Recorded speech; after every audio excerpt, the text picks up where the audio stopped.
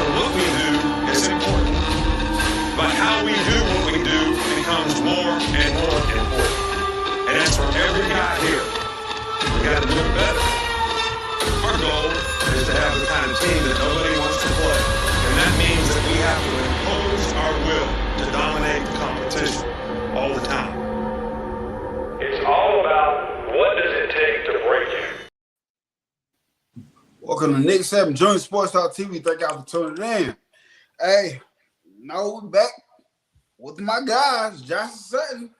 We're about to do the re-ranking of the Alabama roster that we did earlier this season.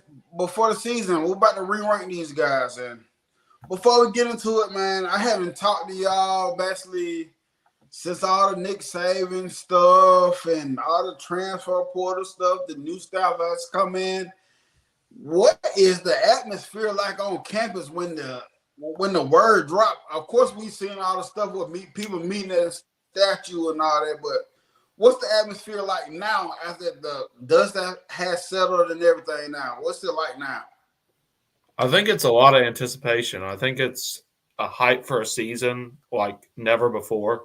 I mean, with Saban, you were guaranteed success. 16 straight 10-win seasons. I mean, there was a standard of excellence there. And when DeBoer got hired, I mean, you thought this was going to be the toughest job and no one would want it coming in. But I mean, once he took that job, he's been embraced really, really heavy since he got here. I know me and Sutton both showed up at the airport that night where he showed up, where he flew down couple of Fridays ago. I don't know how many, 2 or 3 weeks ago from today, I'd say it's been. Yeah. And it was just, I mean, it was kind of surreal just seeing like someone else as the head coach and like knowing that there were thousands of people there at the airport. I know Sutton said it took him like an hour to get out. I rushed out there to get back in time. It was cold out there. People were singing Dixieland Delight. The atmosphere was high. And then just fast forward to when he's been on campus a little more. I mean, he showed up whatever the game was before. Oh, God. I'm trying to remember. It was the Missouri basketball game. Yeah, the Missouri basketball game. And it was one of the loudest moments I've ever heard in Coleman Coliseum, about as loud as a game-winning shot would be. Because, I mean, a lot of the fans hadn't seen him before. I mean, I'm sure tons of them saw him at the airport that night. But it was really their introduction to him. And I think it's really been a really warm welcome, and I think he's really enjoyed it so far once he's getting here based off his comments. Yeah, and then for me, I think it's a lot more normal now than it was a couple weeks ago. Everyone was shocked. I think that's the right word to use when it happened with Saban. I mean, you had to think that it was coming at some point, but I think a lot of people, including myself, and I know Josh, thought at least a couple more years, 3 more years. He'd be coaching for. I thought Julian Sayin was going to be, and I'm sure we'll talk about this later, the quarterback he kind of rode out on the sunset with. But, it just didn't happen that way. But like Josh said, lots of anticipation. I think you're going to see a sold-out 8A this year, kind of like you did in 2007 with Saban's first 8A. Certainly for me, it's one of my I think it's the most interesting 8A since the ending of the 2017 season when Tua threw the pass to Devontae to win the Natty, just because a lot of people wanted to see Tua and Jalen both play in that spring game, although Tua didn't even play in that spring game. But, I mean, people are just really anticipating to see the different style offense, a little bit different style defense, not too much different than what we ran with Saban. Oh, it's going to be different. It's going to be different, but it's not as different. It's not going to be as different as the offense is going to be. I mean, the offense is going to be kind of night and day from 12 personnel over to this spread style. But, I think excitement's the word I would use. Like Josh said, anticipation and excitement. Excitement definitely for a lot of the students here, which is weird to say because you're losing, the greatest of all time. But you're plugging in a top 5 head coach from college football to replace him. I didn't think that was going to happen. I don't think a lot of people did, but certainly excited to see what DeBoer does. And I think he's the right guy for it. Sounds like he's got a great mindset going into this job, and I think he's going to do well. Yeah, I know when I first heard it, of course I was shocked because that was the last thing I was expecting to hear. Hearing that day, but automatically you panic when you see Ryan Williams decommit. You're like, oh crap, here it goes. It's about to happen. All the decommits happen, but I was one of the guys that when it happened, I was like, Dan Lanning. But I only wanted Dan Lanning for one reason, because I know he can recruit the South. But when you start looking at Ryan Grubb's record and stuff, I'm like, I think I'll take a proven winner everywhere he been than somebody just a proven recruiter. Lanning winning too, but I like Grubb. I'm excited for the new era of Alabama football. And let's see where it goes. But somebody in the comments asked me about, of course, the big news today. Ryan Grubb. You said DeBoer earlier. You got yeah. Keep going. But how do you feel about this Ryan Grubb stuff, man? The word out there on him. Yeah, I think for me, obviously it'd be pretty bad if he turned away Bama 2 years in a row. I mean, Saban wanted him as the OC last year, ended up with Tommy Rees. It was okay, but I think it'll be all right if he does decide to leave. Obviously, we hope he stays because he had a ton of success at Washington. But it's DeBoer's system, and Grubb is just the guy that's running it. So I think DeBoer could find someone else to kind of plug the hole if he does decide to leave. But I think ultimately he'll stay. But I will say, life right now, and Nick Saban touched on this a little bit when he retired. But life right now as an NFL coach is a lot more suitable for a lifestyle than a college coach, because the recruiting calendar, transfer portal, and just high school recruiting in general is so intertwined with the college football season. And not to mention, you're probably going to get paid more money coaching in the NFL. So not only is the job going to be a little bit easier, you're working with better players. The job itself will be a little bit more lax. Plus, you're getting more money. So I wouldn't blame Grubb if he left to be the offensive coordinator in Seattle, but certainly hope he doesn't. Yeah, I mean, obviously keeping Grubb is a big priority. I mean, I'd assume maybe they go to Shepherd after if something were to happen. I know there's been reports of Detroit Lions passing game coordinator as another option for that job. So hopefully we keep Grubb in the fold, because I think it's going to be really interesting. I mean, Ryan Williams cited him as one of the reasons he recommitted, just the plan he had for the offense, and that he was one of the most surprised people, one of the people he was most impressed with when he visited twice that week and recommitted. So obviously you want to keep him. You don't want this much turnover. We've already had a lot. So, I mean, just keep someone in the fold. I just want to go a week without something bad happening. But, yeah, I'm optimistic that he'll stay. But we'll talk about turnover, Josh. When we go through this re-ranking of the roster from 2023, lots of turnovers. There's going to be a lot of sad moments in this. Is it like 36 or something? Something like that. Because, when we get to Caleb Downs' name, we know Nick Saban Jr. and Josh are going to have a tough time with that. But, there's tons of more people to add to the list, and we'll hit those in a little bit, I think. I mean, there's some obviously to the draft. There's some to the transfer portal that were, almost givens, and you had to lose players, but some of them are gone. Yeah, some of them are going to stay to talk about. Yeah, and some of them will be really happy to talk about some notable guys, some number 77s, some number 13s, some number 32s, number 30s. Yes, sir. Number 4. Yes. Hey, everybody in the chat, man, I see y'all out there. I'm not ignoring y'all. Appreciate y'all for tuning in. But before we hop into it, I want to speak on something Sam was talking about how the NFL is more suitable to the college coaches now, due to all the recruiting and all that stuff this season. And Josh Pate, he spoke on something like a couple of weeks back about it's going to be a lot more coaches that out of nowhere that just hops up and leave due to this, the way college football is set up. And I was talking to somebody about it today, and I said, Josh Pate, and I told him what Josh Pate was saying, and I said, and I believe that wholeheartedly. Like, you're going to see a lot of random coaches and be like, you know what? They can have this college football stuff. I'm gone, man. I really believe the way college football is, we're gonna see a lot of good coaches or young coaches that we're not expecting just to up and leave to do it soon, man. Yeah, one quick thing. I think Boston College's coach just left, and he cited some of the players' families like right after the season were talking to their agents. I'm like, who's offering the most? And that's not a sustainable method for Nah, for man. the league. And it's just I think it's just bad news if there isn't legislation. I don't trust who's up in Washington because I don't think not Washington. The state or the university. I'm saying Washington, D.C., the lawmakers, because they don't know anything about NIL. They don't know Nah. anything. They don't know anything what's really happening in these schools. They hear stuff, but really, I don't know what's going to happen because, NCAA doesn't really have power. Tennessee's and now suing them, the state of Tennessee. It's just crazy the world of college football is. And you got to say a Florida suing or suing the college football playoff, or it's some crazy.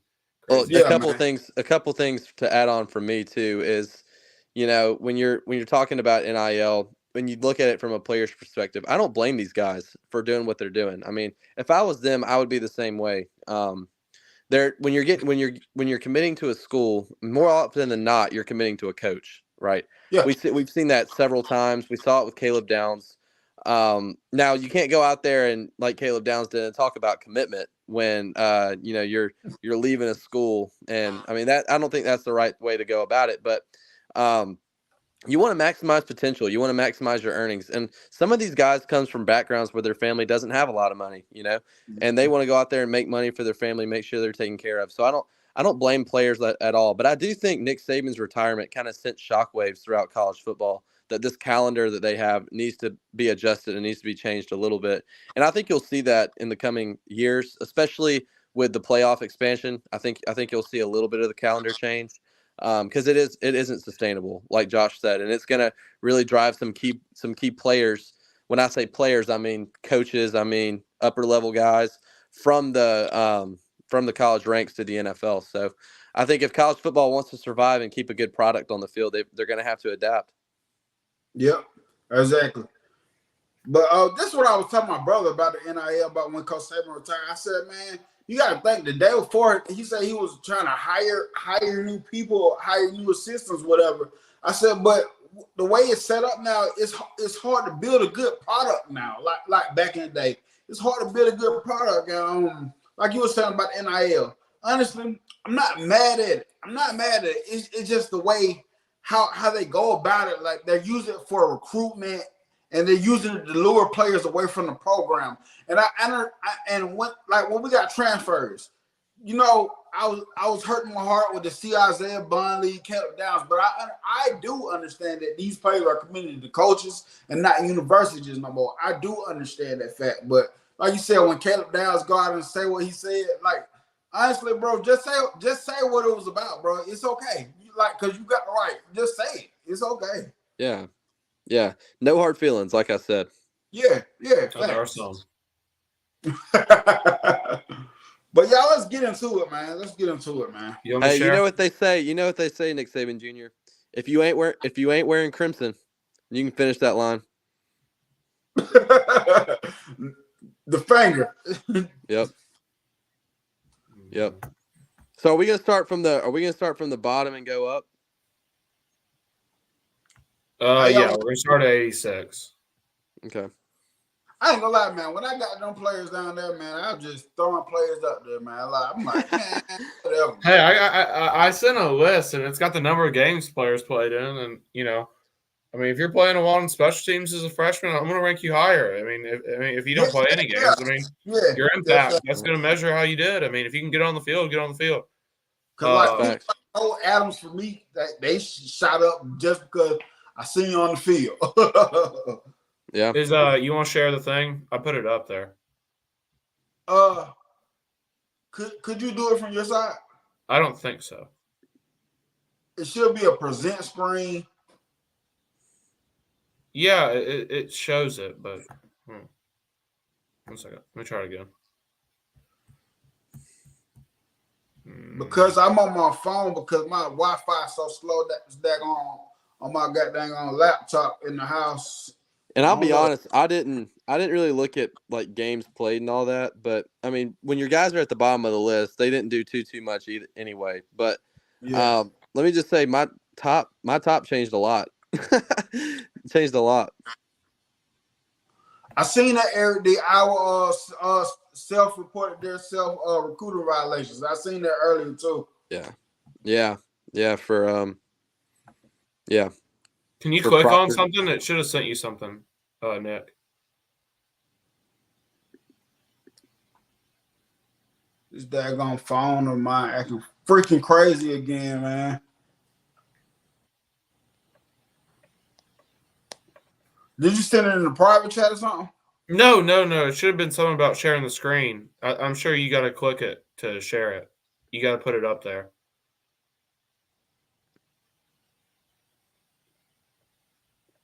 Freak.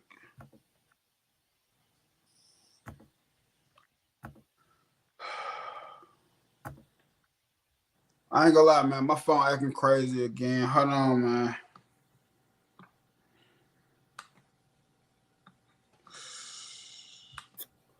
Oh yeah, we can talk in the meantime. Yeah, let's. Yeah, we can go ahead and start talking about the bottom guys because a lot of mine say the same. I don't know about you, Josh. I can see I have it sitting in front of me, but yeah, I've I got have Eli them all. Holstein last for me. At 86, I've got Eli Holstein. Didn't touch the field. Transfers to Pitt this offseason. Not much to say there. Wasn't very surprised by that. I did at one point. I really thought he had a chance to maybe compete for a job at the beginning of the year because I liked him. His prospects out of high school. So, but yeah, Holstein last for me. Yeah, I got the same in last as well. Fifth in the depth chart. Didn't sniff the field. Every other quarterback got playing time. Ended up transferring to Pitt. So, I mean, I think last is the right. And there's going to be a lot of guys that didn't play this year. I mean, it's a loaded roster. Mm-hmm. But yeah. Yeah. Just looking at it Nick, right here. it should be on your. It should be on the streaming thing. And just looking right here for Nick while he's dealing with that, he's got Anquan Barnes last. Considering Anquan Barnes didn't do a whole lot at all this year, and now he's at Colorado. Don't hate that one either. And then second to last, a lot of these we can just fly through because these guys didn't play a lot. But Hunter Osborne for both me and Nick Saban Jr. second to last at 85. Yeah, I went on the Ian Jackson train. I mean, Ian hadn't been playing on special teams, or he had been playing on special teams for his first few seasons. And I don't think he touched the field at all this year. Kind of fell behind that loaded room. Justin Jefferson was the one kind of inside linebacker that took his position on kickoff teams. Yeah, I'm gonna swap mine around here. I had Ian Jackson a little bit higher, but I'm gonna go put him a little bit lower. I'm gonna put him right there because looking at your little thing, he didn't touch the field this year, and I was kind of surprised by that. I thought he would at least. There we go. There we go. Okay, so I thought he would factor in on special teams, but he didn't. let me zoom in too. Let me get this up. 1 second. Okay. There we go. Here we go. So in last, Nick Saban Jr. had Anquan Barnes. Sutton. Eli. Me and him both had Eli. 85th, I had Ian Jackson. And you both had Hunter Osborne. Any of those first two guys at the bottom you want to talk about, Nick? Yeah. Nick, it's up if you're born. Wait, you changed everything up? You got Lockwood second now? No, I misspoke. Just keep going, and I'll get to it. Wait, so who do you have second from last? Osborne? Ty Lockwood. Sorry. Second to last? Yeah. Who's going to have a better chance this year? With losing Nye Black. Hunter Osborne was the player I was missing on my list here, Josh. So the first time? huh? The first time? Yeah, so go ahead and put Hunter Osborne above Ty Lockwood for me, and I'll start going in from that. Nick, everything's good for me now. It's up on the screen. All right, I'm back. And you want to talk about any of those first few guys you had? Let me put my list. Who I had and Quinn Barnes and Hunter Osborne. Hey, it is what it is with those guys. I didn't see much for them. And Quinn Barnes is gone, and Hunter Osborne. I think he's gonna be all right, but I ain't see much from him. That's all. He didn't play. I don't think he played a game, but he's one of those development pieces. I'd say the one thing you kind of can look forward to with Osborne, SEC championship game, there was a limited number of players that were allowed to travel, and I think he made the trip over Monkel and maybe Anquin, or maybe one of them. So he made one over those veteran guys, and now both of them are gone, and Osborne's here. So big opportunity for Osborne to develop, and I think this defense with Kane Womack at the helm will be very favorable for defensive linemen. Because a lot of these guys. I'll just add Osborne there, and he's my 84 as well.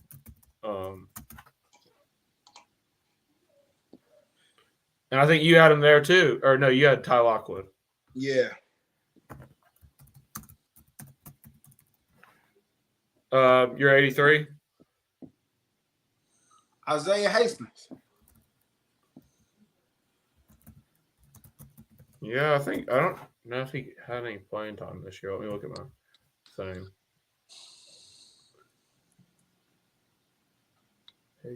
Did not get in a game this year, and I think he had his maybe one game his freshman year, but Hastings did not play it down this year, according to Alabama football. Sutton? Ian Jackson. Yeah, Ian Jackson.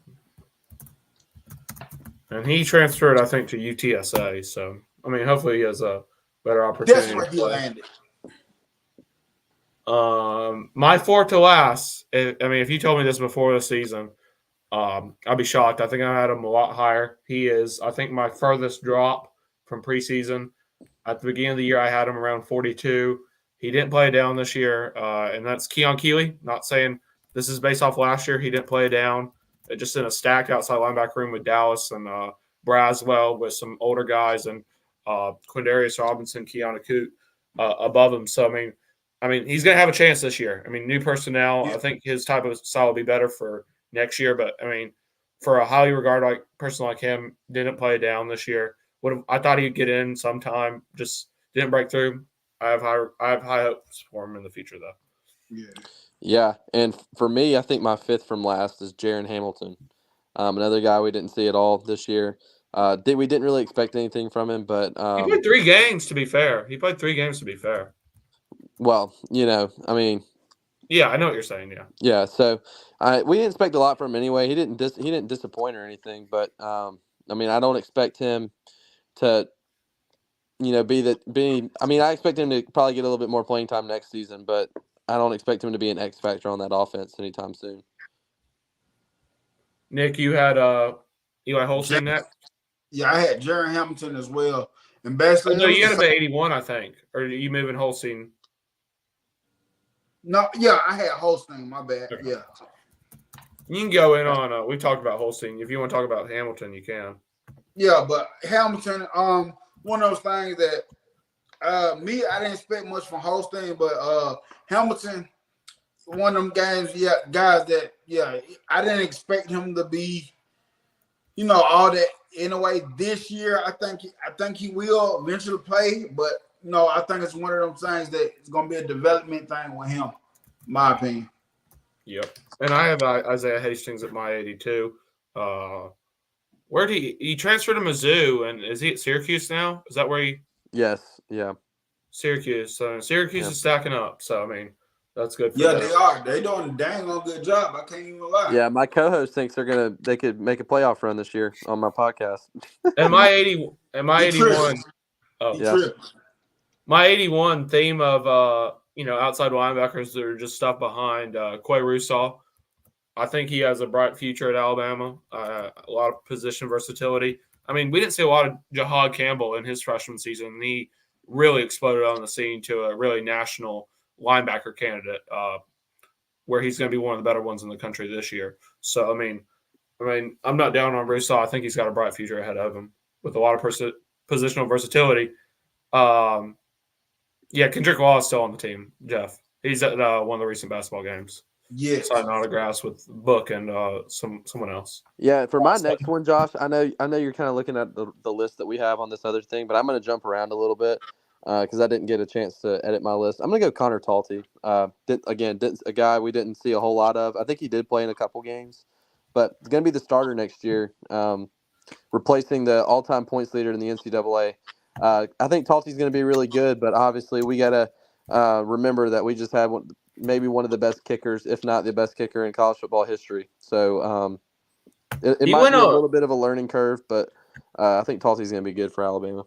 He was a little higher on my list just for that tackle he made earlier in the season. Yeah. That was you know what? ruthless. He was high on my list, but let's talk about Will Rocker nailing 60-yard field goals at the Senior Reese's Bowl. Yeah. Let's like, that dude is awesome. I mean, man. he didn't have rushers at him, but I was incredibly impressed with that. Yeah, but I mean, the longest I'd seen him was preseason in a 55-yarder. So I was like, when I saw 60, I was like, oh my gosh, like, was he kicking off a high school tee or something? But I mean, to be fair, Talty did make an extra point this year too. Yeah, that's why he was higher on my list too as well. But he was also in a situation in any other year he would have probably kicked more. But when Will Reichard's going for the points record, you got to give him get him his reps, and now he's all-time leader. So I think I had Connor Talty a little higher. And my 80, right above Quay Rousseau, I have his Mad Dog, Madhouse training partner from that area of town, Curtis Perry. One of those guys that's just going to have to physically develop a little more, really undersized when he came in. Could play a role in the bandit for position where there's smaller outside or defensive linemen where you see where LT Overton may not have to put on as much weight either. So you're going to see a lot of those smaller defensive linemen possibly fit that role. And I think Curtis is going to be one that could play. And he's one of those first guys out of the tunnel. I have a lot of respect for Curtis and his hustle and drive because he's always one of the first guys I see out there. And even though he's not playing, he's got that a great mentality. Yeah, for me, I want to speak on this a little bit about this new offense. A lot of these guys coming from the high school ranks, especially in Alabama, a lot of these guys played in the system already. So a lot of these defensive linemen are going to be able to get out here and eat now off of this defense. Crimson Watts, how you doing? Hey, please, I'm sorry, guys. Crimson Watts, right here on the screen, in the chat. Go subscribe to her channel. She is good. She is good. Please go do that. Thank you for tuning in too as well. Dan, what's up? Jeff Stapleton, what's up? And for my next pick, I'm going to go Rock McElderly. Didn't see the field a whole lot this year, but could factor into that center's position after Brailsford leaves. So that'll be something to keep your eye on with him. Nick, you're 80. I had the same person, Rock the same way, and with Rock, man, with Brushwood coming, I don't know how long he gonna stay. I don't know how much longer he gonna be here, man. I expect him to be here during the season, but I don't know how much longer he gonna stay, man. I mean, I think I'm not one getting too rushed on him. Changed his last name, I think, to his mom's new last name, so I want to get that right for him. I saw he posted that on social media, so I think that was a big deal for him. He came in with the last name McElderry. I think Raquise McElderry, and he changed it to Rock Montgomery before the season. You saw a lot of guys do that. But, yeah. At my 79, common theme, just another outside linebacker stuck in the fold. Janze Pierre. He was one of my favorite recruits from the 2023 class. Still got a lot of hope for him with that outside linebacker depth not being great. But, I mean, we do have some veteran guys than Coot and, Alexander if he goes back, and then Q-Rob. Yeah, I'm going to go Dylan Lonergan here. I know he touched the field on that one game, but still not a whole lot of stuff for him this year. We'll see what happens with bringing in Austin Mack. I don't really know what that means for Lonergan. Will Lonergan remain the third-string quarterback? Will there be like a battle for that spot this year? Will Austin Mack battle Ty Simpson for the backup spot? Who knows? But yeah, I don't think Dylan Lonergan Again, I think he's going to end up being a good college football quarterback. I just don't think it's at Alabama. I think he's got a chance. I think that 20 after Milroe's gone, I think they'll have an opportunity. But Nick, you're 79. Okay, let me explain something. So, Crimson, watch what we're doing before the season. We rank the roster from least important to the importance. So now what we're doing, we're re-ranking the roster according to the performances and what we've seen from this season. But my 79 is Jordan Renard. He's one of those guys to me. One I'm really high on. He really cracked the 3 deep. And I think he's one of those guys that can play bandit. He's not going to have to put on too much more weight with that bandit role. Facts. At defensive line. For my, 78, right above Yonze, I have Ty Lockwood. If I'm not mistaken. He did get in 2 games this year. A lot of my factor was how many games he played. And I don't know if any of the guys below Lockwood on my list even touched the field this year. So that's Lockwood got on the field for me, and that's really the determining factor for them being ahead. It's just not saying the upside or the talent of the player, but just based off the 2023 season. And Lockwood, in a very crowded tight end room, managed to get on the field twice. So Ty Lockwood is my 78. Yeah, and I'm going to go Quay Russo here. You've already talked about him. Nick? 78. I got Curtis Perry right there. Which I expect. Hey, and he one of those guys, too, when I'm talking about he comes from this type of defense. So I'm expecting him to be able to increase his stock this season going forward. Van, do we think we lose Grub? I don't know. But I'm the type of guy I always look forward. I always not look forward, but I always start thinking ahead. And I would like to promote Jamarcus Shepard to that role if he were to leave. But hey, that's a big if. I don't know right now. I don't know how that is gonna play out. I hope he stays. Yeah, and my 77, I'm gonna go a guy. Once again, in a crowded position room with 2 first-round draft picks, arguably kind of like outside linebacker. Braswell could push himself out there, but this is a cornerback. He's promoted himself to one of the king gumps of the team, Jaleel Hurley. When you're behind Kool-Aid and Terry, and it's going to be hard to get on the field. And then also you had, Antonio Kite who transferred away. Antonio Kite should go at the bottom, actually. If we should just put Antonio Kite at the bottom for, who he transferred to. But I'm joking. Jaleel, someone that could start next year. I mean, if we don't go portal, I'd say it'd have to be between, Damani's almost a shoe-in now to start. It's going to be either Jaleel or one of those freshmen, Zay Mincy, Xavier Brown, or Jalen Mbakwe. So Jaleel's got a real opportunity ahead of him the next few months. I would really look forward to that competition because that's one of our thinnest, least experienced positions. It is our least experienced position on the entire team. I'm gonna go Jaleel here as well for everything you just said.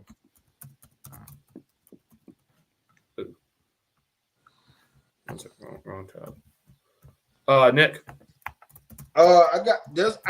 We had 77, right? Yes. I got Yazzie Pierre right here. And Crimson Watch, to answer your question, it's the BOR system. Grubb is just, he's just the driver to the car, but it is the BOR system. Yeah, but Grubb's been with him everywhere since Sioux Falls back in facts.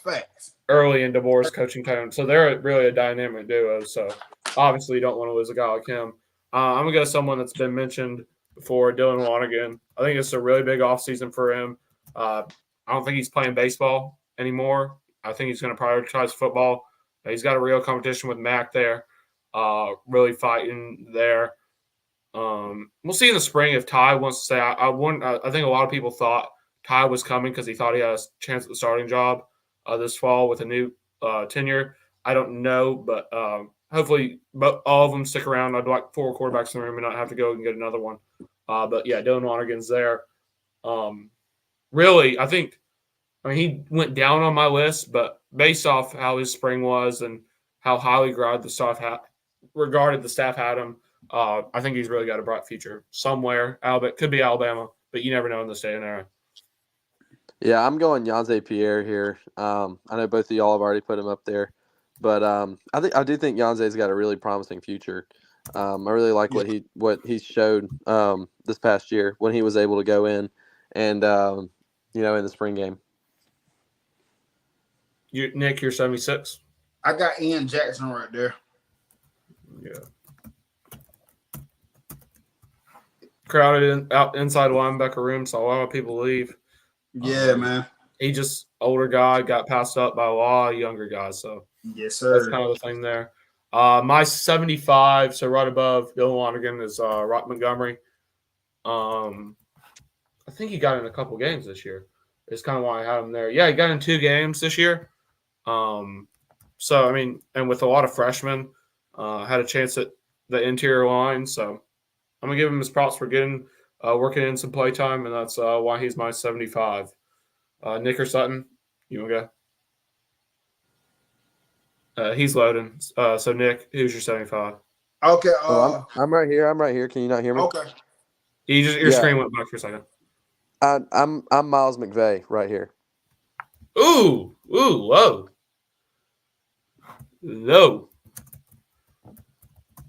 Standout freshman on the line. Wow. Other than Proctor, I guess. But Nick, you're 75. Jaden Roberts. Well, Jaden Roberts is a freshman. I got Wilkin Formby right here. That's what I got. Wilkin. Yo. Somebody I do think is gonna be really good up on the Scott Hook, man. Oh, he's got a real opportunity. I mean, with Proctor gone, it's gonna be Pritchett. Yeah. And then one of McVay, Formby, or Bertrand, assumably. If everything's stays as put, or if we don't go to the portal for the line. And my 74, I'm gonna go to the guy. I think Sutton hasn't mentioned him, but Nick had him at the bottom. I have Anquin Barnes. Just someone that just didn't work out. I mean, he played in 2 games this year, but he's an older guy. I sat by a few younger guys on the depth chart, so I kept him there. He's one of the lowest defensive linemen I got, other than Perry and Osborne. Yeah, so who are both younger than him. So yeah, Barnes is a guy I think I had a lot higher expectations for.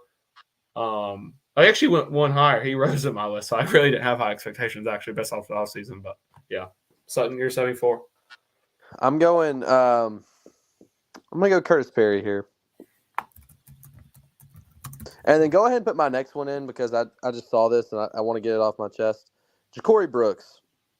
That low? Oh yeah, he sucks. Ja'Cory Brooks is trash. I don't hope the worst for anybody, but I mean I had Ja'Cory Brooks at the beginning of this. I'm going back and looking. Oh, wow. I had him at number 13 when we made this list back this past summer. Want to talk about a dude who just was not good at all this past year? He dropped a lot of passes too. I mean, you're getting a ton of drops there. Yeah, when he had a chance, he did not really capitalize. But yeah, I didn't put him that low. Nick, you're 74. My 74 is Shaz Preston, but I want to speak on it. Let's talk about 2 guys that will be remembered in Iron Bowl history that are not on the team anymore. Yep. Bond and That's Brooks. exactly what I was thinking. Whoa. What are you talking about, Isaiah Bond? It was Tresman Marshall that got that pass. No, 13, Tresman Marshall. Himself. It was Tresman Marshall. He went out on the field. It's not Bond. I can promise you that I was there. I saw the words Marshall on the back. I think he may have put Bond's jersey on, but it was Tresman Marshall. No, hey, you're right, but we thank both of those guys for their service and winning an Iron Bowl. Salute to them, but also at the same time, don't let the door hit you on the way out. I mean, Ja'Cory was getting passed up. I don't hold anything against Ja'Cory. Ja'Cory left, I think, kind of on good terms. I don't think they're the same. They left on the same thing. No, you're right. You're right. But at least Bond gave us some really good moments this past year. Me personally, I don't think Brooks is trash, but he was a disappointment to me. Yeah, I don't think he's trash. He just can't catch a football. Yeah, man. Like Chris White said, Miro passed the ball and caught it himself. What is a bond? Yeah. What is it? A bond is what you have with a friendship, with a friend. Yeah, Nick, it hurts me to see you have Shaz Preston 74, but he's one of the receivers I'm kind of happy for. I think he gave it his chance and just got passed up on the depth chart. looking forward to hope Chaz does well at Tulane back in his home state. Oh, But most definitely. And you know what? I was happy for him when he went to Tulane. I said because he's gonna ball out at Tulane, bro. Oh yeah. I think they've added a lot of guys too. But yeah, for my 73, it's kind of along similar lines as my last one. A veteran defensive lineman who really didn't see the field much, and he also transferred out, and that'll be Monkel Goodwine. Transferred within the SEC to South Carolina. Interested to see how he does. South Carolina would not be the school I'd be wanting to go to right now based off their last season. But, I mean, hey, chance to create value for himself, that's what Monkel Goodwine's got. Nick, you're 73. I got Ola's Ola name right here, man. Somebody who I think is going to be good. Yeah. The Viking himself. The Viking. My 72, a guy that transferred out, I'd say on bad terms too, just how quickly. It makes sense for his position coach leaving here. But, I mean, just where he went and how quickly, we kind of knew his motivation, and that's Des Ricks. That hurt my heart. That hurt my heart when he did. I mean, because he was – if he had stuck it out, he had a better chance to play. I mean, I don't know what the depth chart's over there at A&M. But, I mean, I thought he would have he could be starting on this year's team if he stuck it out for a week. And see, that's what I was explaining to my son this morning. Because that's who typed my stuff in the Google sheet. He did. Can y'all still hear me and see me? Yeah. Yes. Okay. So that's who typed my stuff. And I was explaining to him, I said, he really is supposed to be an incoming freshman this season. I said, but I get the fact that your position coach leave. I'm not bitter about it because I understand that these kids commit to coaches. But I'm like, man, he really had a shot this year to be that guy, man. Yeah. For me right here, I'm going Anquan Barnes. Colorado transfer. Probably a good opportunity there. I mean, yeah. Veteran guy, no problem looks for those. Nick, at your right above OLAS, I think you may have skipped one. Your cursor's over one. I think you had Jake Pope here. Yeah, I got Jake Pope. Yeah. Georgia Bulldog. Hey, I'm just say this, man. I like Jake Pope, but he ain't gonna play. I don't see him playing at Georgia.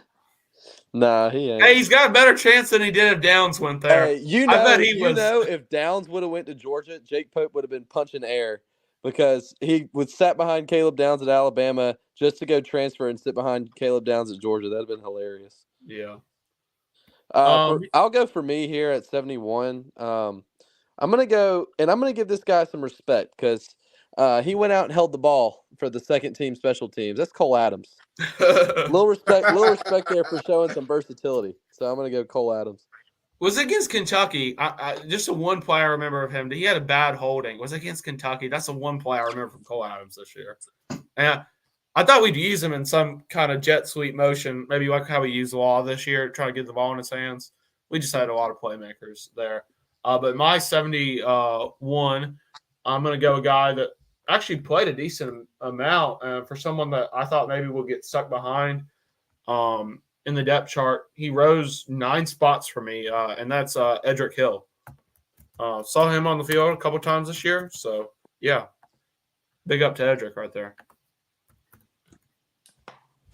Nick, you're 71.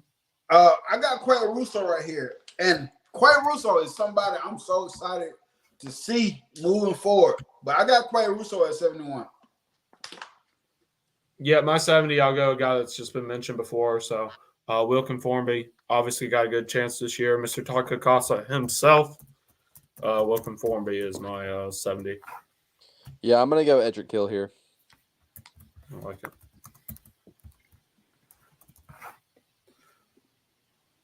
Nick. Keon Keeley. Good. I felt bad having him that low. But, I mean, he didn't play a game, so, hey. And I'm going to tell you my thought process with some of these. I know some of these guys didn't play, but I did start thinking about – I started basically in my mind, like, basically what they did off of this season and I gave them some of them, higher than probably lower than what y'all have them because of I started thinking about the importance coming into this current season and moving forward. So I did give that a little thought. I said he will be more important moving forward, but he didn't do nothing this season, so I can't give him that top 25 boost. Right above Formby, this hurts. I mean, it doesn't really hurt, but I mean, he dropped in my list. I thought he maybe had a chance to break through. I talked about him a little earlier, but Shaz Preston, good luck to him at Tulane. Yeah, I'm gonna go Olaus here. And my next one, I'll just go ahead and say because it's another offensive guy, Wilkin Formby. You've already said it, so okay. Double up. Nick, you can go. You're 69 and 68 if you want to go. 69 is where I have Antonio Kite. How do you go to the barn? How do you go to the Cal College? Honorable number last, just for doing that. Then my guy, that's the right. You asked about you said something about Tony Mitchell. Tony Mitchell, I feel like it's going to be one of the key pieces coming to this defense this season. But I got Tony Mitchell at 68. Oh God, I had him a lot higher. Kind of regretting it. I wish I could change, but I finalized this a couple of weeks ago. So, but who'd you have at 68? Did you say Tony Mitchell? Yeah. He's gonna have a chance to start. He's in a real good position. Yeah, that's why I say, hey, I'm thinking very high of him this preseason and coming into the fall. Yeah, at my 68, one guy I'm really high on. He rose about 8 spots from the from preseason for me. Someone I really think is going to fit well in this defense. Really explosive guy that changed positions from outside linebacker to defensive line. That's Jordan Renaud for me. And while I'm at it, my 67, he's been mentioned before, Connor Talty. Just that high for his tackle, and that he, I think he learned a lot under Reichard this year, and he made an extra point too. So pretty good for a backup kicker, I'll say. Yeah, I'm going Jordan Renaud here. Nick, you're 67? 67, that's where I got Joey Harley at. Ooh. Somebody I think that's going to be good as well. Yeah, he got in one game this year, but he was in a stacked room, so I don't know if his expectations were super high or what, but I mean, coming in behind guys like Kool-Aid and Terrian, I mean, Terrian's could be cornerback 1 in this draft if how the mock experts are talking about him. I'd still have Kool-Aid because I think he's the best corner of the Saban era. That's my hot take of the day. Right above here, I have Jaron Hamilton. Just looking at the list. He played in 3 games this year. 3 games for Jaron Hamilton. Going to be an opportunity at that wide receiver position. Don't know if he'll break the 7, especially when you have guys like Jeremy Bernard and Ryan pending a signing. Obviously, I think we all think he's going to sign. Jeremy Bernard, I'm excited about that guy, bro. For Jeff, I mean, I think Milroe's deep ball was off for the last 2 games. Georgia was kind of off. I don't think he had any deep balls against Georgia, unless you can't count the bottom was a deep ball. I really wouldn't say that. And then, against Michigan. Michigan's defense, I think Michigan had one of the best defenses I've seen in the last decade. The way they schemed deep balls, the way they fundamentally tackled, the way they looked to, force fumbles and strip balls. They were really sound defensively for me. Sutton, you're 66. Keon Keeley. Okay. Yeah. I think he's of some of the largest fallers for us. I don't know what he was My for largest was Ja'Cory. He fell like over 50 spots. Nick, you're 66. This is why I have man the hit stick himself, Connor Talty. Hey, you have honors of putting him the highest. I wish I could say that, but yeah. I will say this: I think all of us know who the person is that rose the most, and we'll get to him a lot later down the line. Oh, I don't know off the top of my head who rose. Jaden Roberts. Yes, sir. Oh yeah. Yes, sir. Yes, it's got to be Jaden Roberts. Yeah, I'll say how much he rose for me when I got there. But for 65, right above Jaron Hamilton is Jake Pope. Just couldn't crack the rotation really. Saban really didn't. Across his career, really didn't rotate safeties much. That was one of the positions he was kind of like, we're going to keep the starters in here till the 4th quarter, and maybe in the last 5 minutes you get some playing time. And then he goes to a school where he's not going to crack the rotation again. I don't understand, Jake Pope. I don't understand. Yeah, I'm going Shaz Preston here. You have him highest. Oh, I wish I had that honor. Nick, you're 65. This is where I got Cole Adams at. Yeah, Cole Adams. I think he's got a chance this year. Him and Emmanuel at that slot position, using four receivers. Some of those guys are going to. And see, that's what I'm excited about because I was having this discussion with Bama fans that was talking about Bun. I said, look, man, y'all can't forget the players that we have gotten as well besides Bun in the past. And Cole Adams, he got a chance to eat it a little bit in this offense, man. Yeah, my 64, I'm going to give a guy who came into college really not playing much safety across his entire high school career. Played in 8 games this year. Brayson Hubbard. He's also going to be one of those guys that has to have a chance. Him, Tony Mitchell, freshman like Woodyard, all will have big chances for that other safety spot. Unless Malachi goes to safety and they do something at star. Hey, I'm gonna say this: we all, far as fans, we always talking about play some of these true freshmen.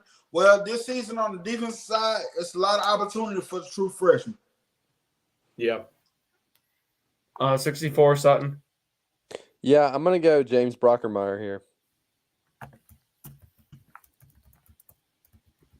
Oh, in other news, I just saw this on Twitter. Alabama basketball walk-on Kai Spears was offered a scholarship. From Alabama? Yeah. Let's go. Was he really? Yep. According to Bama Central. Yep. Ooh, that's breaking news. Hey, let me ask y'all a question. Have y'all met Roll Tide Wilson? I did today. Yep. Hey, I'm gonna tell you a funny story. I tried to get him on one of the other shows that I was doing. I tried to get him on, and I was having communication all the way until the day he was supposed to come on, and the communication stopped, man. Well, I know it was the guy that beats with him a lot, but the communication stopped the day he was supposed to come on, bro. Man. Yeah, I met him today. That's what's up. Nick, you're 64. You want to start rolling through this? We're almost at an hour, so if you let's start rolling. Let's start rolling. All right, Miles McVay. Okay. You both can go. Mention your next two. I got Brayson Hubbard. Brayson Hubbard. I had the same thing. Brayson Hubbard at 63. Yeah. Oh, I thought I'd have him high. I'm disappointed that I have these guys. Second last. My 63. Over Brayson, Keanu Coop. For an older guy, just probably would expect a little more playing time. At my 62, right above him, Ido Laus. Really cracked high for. There's a real opportunity on the interior line, and I think he showed himself when he had an opportunity. I'm going Jake Pope here. Nick? We had 61, right? 62. 62. Oh, Dylan Larnigan.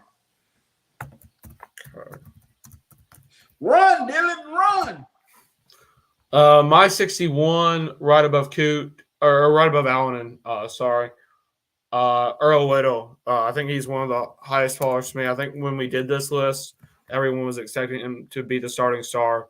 And I really, maybe played on special teams this year.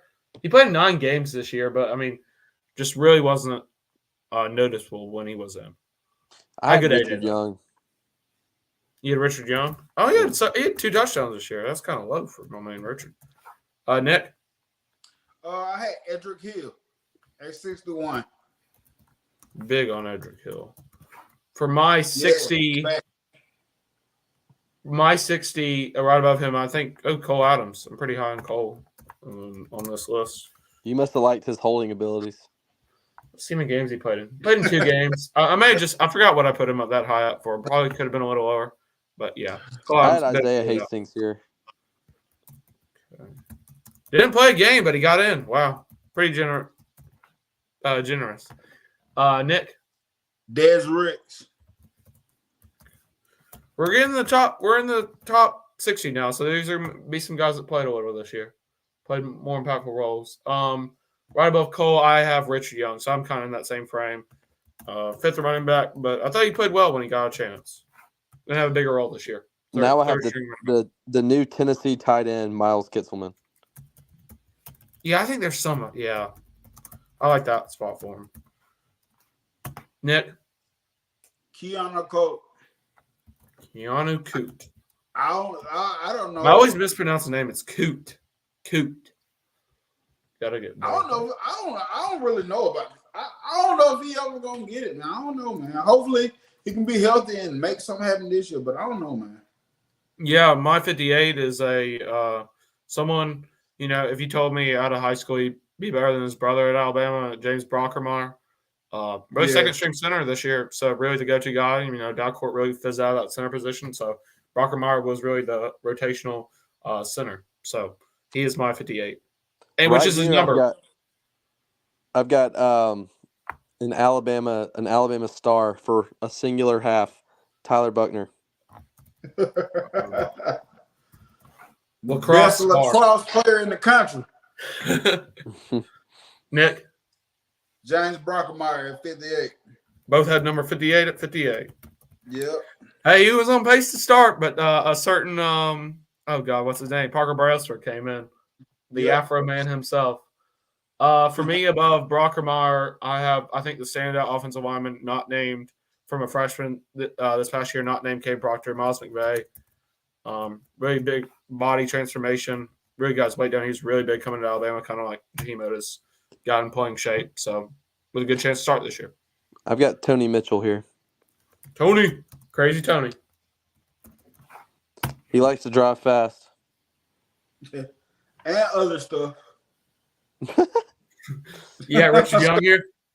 Yeah, I got Richard Young. He up 14. He actually went up 14 for him, too. Richard Young, I'm trying to see where he went for me. Tony went up 19. Richard Young went down from 1 for me, so I had him at that spot. James Brockermeyer went up 19 for me, and McVay went up 28.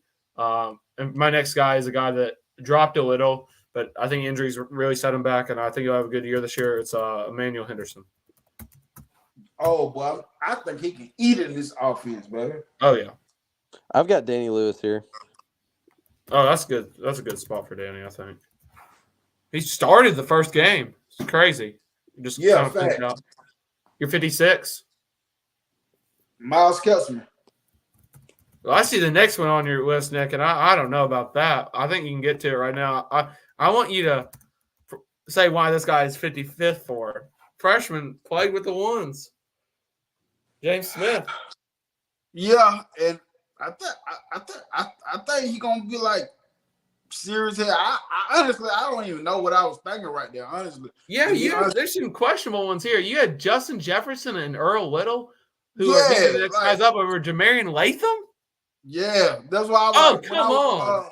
Because originally I had wrote it down before I had got my laptop back, and I was looking over. I'm like, I can't even explain some of these. Like, I don't know what I was thinking. Okay. It's a tough list to comprise, but I've got Monkill Goodwine right here. Ooh, and I'm gonna tell y'all, this stuff is more harder than you think, man. Oh yeah, I had to go look at people's stats. Yeah. Yeah. At my 55. At my 55, there's a guy I hope to be in the top 20 this next year if we do it. Devontae Smith, King Gump. Facts. First bringer of the Ryan Williams news, hinted at big news. He was talking about Ryan Williams. So, yeah. Devontae Smith, big props to Devontae. Should have put him higher. But, yeah, injuries kind of hurt him this year. Kind of looked like he was going to start and then just injuries. So, and at my 54, the guy that's been mentioned, but he was one of my highest risers, Tony Mitchell. Really turned around the year after a really tough start to his Alabama career, but played in 6 games. So it's a notable feat for the freshman. Yeah, I've got Des Ricks here.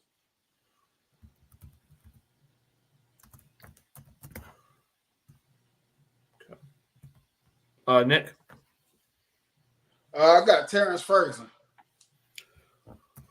Ferg Friday. It hurt. He was one of the ones of that early bunch that hurt to lose. I really hoped. I thought he was going to be the center, but hey, I think we got a pretty good center. Yep. In the end, he moves on to the Florida State Crimson Tide. So I get it. Here's a guy for me. Hopefully he just keeps working his way up. I really hope a lot for him. Played in all 14 games this year, but just really didn't have that role in defense. I hope he has a bigger role this year. That's Jeremiah Alexander. 14 Go ahead and games, copy and paste that for me. I had the same one. Okay. Nick, you're 53. This one I had Jamarian Latham. I can't even explain it. Oh, hey, you can change it if you want. You can put someone else up there. That's what I'm doing. I'm changing mine up a little bit. If there's anyone above that you want to put there, like I know you got Earl and Justin Jefferson there and Goodwine. If you want to put them, if you want to switch them, you can. We don't. I can do it. I have it up on here. You want to move him up? Yeah, I see you on it right now. Yes, sir. Move him up. And it might go up some more, but I'll put Justin Jefferson right there though. Okay, one second. Insert one column. Right. Where were we? Justin Jefferson. Hey, y'all still see me, right? Yes. Yeah. Yeah, because my phone over here tripping. That's what I'm saying. So you had Justin Jefferson. Okay. Just tell me when you want to put Jamarian Latham in. He's off to the side for you in that document. All right. My 52, right. Let me shrink this. Tyler Buckner. Right above, who was it? Tyler Buckner. Yeah, it is Tyler Buckner. Tyler Buckner, lacrosse star. Probably the roughest half of football of the year to watch right there. I'm going Earl Little here. Earl Little. Okay. Nick. And this 52, right? Yeah. This is where I got Earl Little as well. Florida State Crimson Tide. That's right. 51 for me. So right above Buckner is Miles Kitzman, Tennessee transfer. Just really not much to say about him. Loaded tight end room last year. Yeah, I've got a dude who I thought might be the starting left tackle this upcoming year. End of the year with an STD. That's Elijah Pritchett. 51 net. This is where I got Danny Lewis. Hey, he made our hometown look bad. Hey, man, I did a whole video about it too, man. Come on, man. And I wasn't bashing him. I was just like, man, we come from a town that there's a lot of haters in this town, and don't give them the ammunition to be like, man, I told you he wasn't gonna do nothing. Like, don't give him that ammo, man. Like, not the 706. For me, thanks, bro. Like, for me at 50, another new member of the Florida State Crimson Tide, Sean Murphy. Dang, man. Yeah, I went Darian Dalcourt. Ooh. Starter. Probably the lowest. Oh, him and Jacory, the lowest starters on the list. Yeah, but he sucked. So Nick, you're 50? My 50. Hey, let's drop Markel Goodwine right there, man. Kind of high, but okay. Matter of fact, take it back. Tyler Buckner. Okay. I'm moving down on your list, so you know.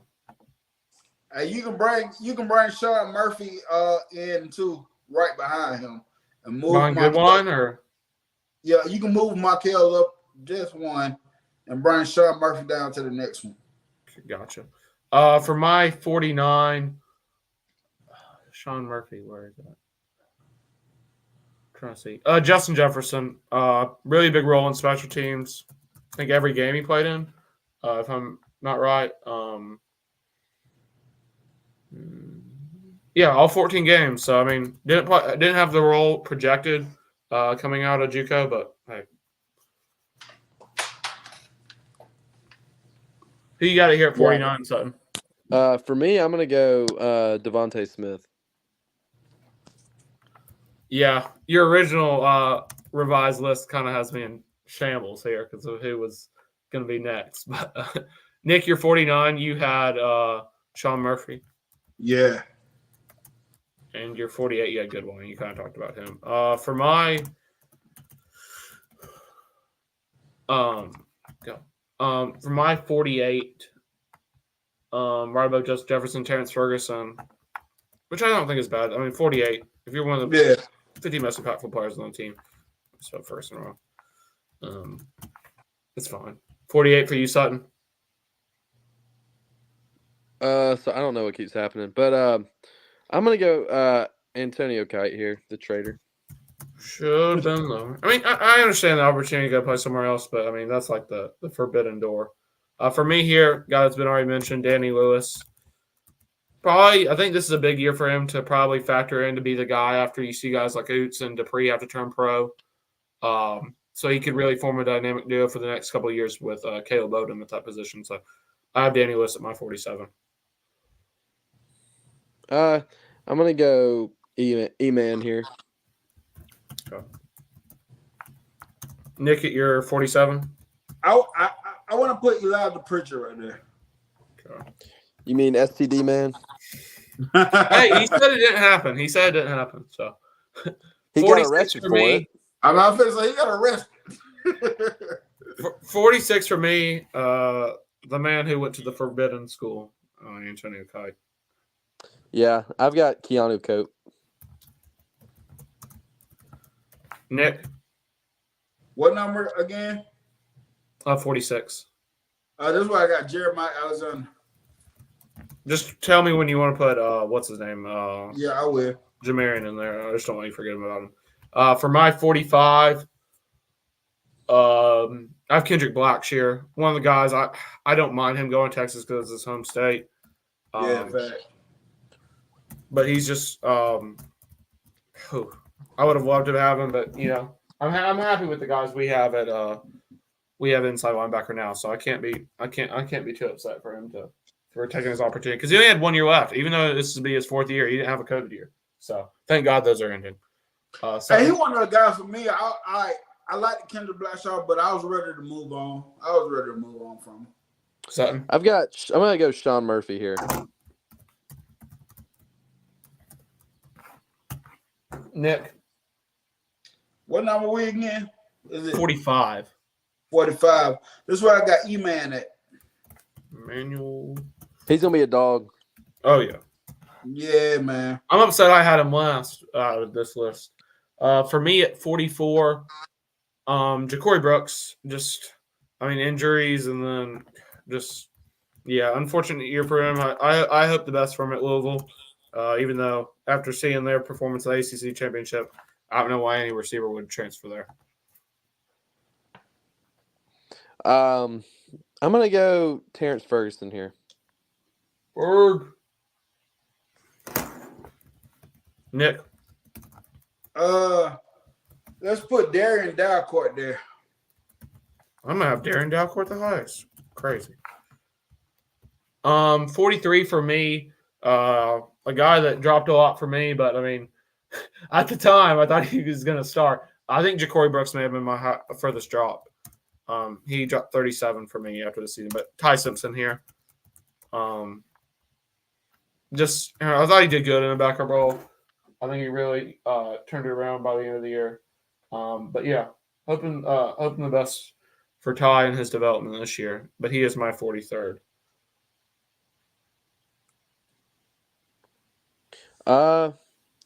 I'm gonna go T Ferg. You just put him. Oh, I did just put him. You're right. Sorry, Justin Jefferson. I wonder if he can play that safety linebacker hybrid in this new defense. I wonder if he got speed, man. He got speed. Yeah. Okay, Nick, you're 43. I'm 43. Devontae? Yeah, Devontae Smith. King Gump. 42 for me, so it's right above Ty, is a proud representative of your guys' home city, Elijah Pritchett. Elijah. 42 something. Ty Simpson. You had him higher than me. Who would have thought? Nick, I think you have Ty here, don't you? Yeah, Ty. The one guy that predicted him to start had him the lowest. Crazy. Hey, For me here, guy I really high expectations for, made some really big plays in early in the year, James Smith. I've got Justice Haynes, a guy I'm really excited to watch Woo! next year.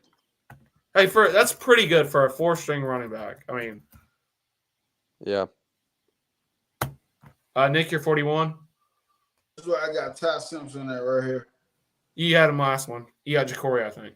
Yeah, Jacory, I meant, yeah. Sorry. God, I don't get the Jacory. He went down 36 for me.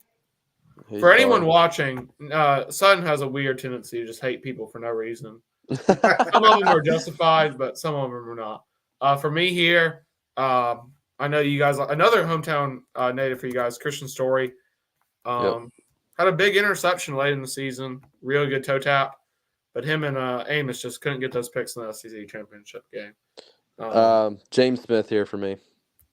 James Smith. And from here on out, Josh, my list is good on there. So if I keep going out, you can just go off my list. Okay, 40 for you, Nick. I think I got Jalen Hill. Your guy. My guy, for real, seriously. I'm gonna go Jalen Hill here too, Josh. He's a dog. I can't wait to watch him in this new offense. Yep. And Jalen Hill, big play option. He came up 28 for me too on that. I don't know. I'm gonna have. He went him, up. I think the highest out of here. But for me, he my went up next 29 for me. The next one for me is Darian Dalcourt. Trash. I mean, he played, so he has 5 years or 6 years. 6 years. Golly. 39 for you, Nick. I'm gonna pick Kendrick Blackshaw right there. For my 38, a guy that really, he must have rose for me a lot. 13 spots for me. One of my favorite players on the team. I think one of the most underrated players on the team, Damon Payne. Hey, that dude did. Yeah, I agree. I'm with you. Sutton. Yeah, I've got Jamarian Miller here. Jam, you mean? Jam. Yep.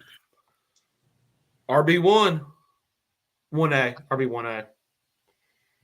Nick, who you have at 38? This is what I got. So what's again? Q-Rob? Yeah.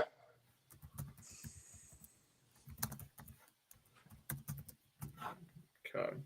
For me here at 37, Jalen Hale. One of them. I think some people noted it, but I really agree with the notion that I think his catch against Ole Miss was one of the turning points of the season when that offense was really struggling in the first halves. Not only his great contested catch, but then Milroe's resiliency to pump the crowd up after he got the wind knocked out of him. Jalen Hale's going here with really big upside for next year. Yep. I've got Blackshear right here. Hated to see him go to Texas. Nick? This is why I want to insert Jamarian Latham.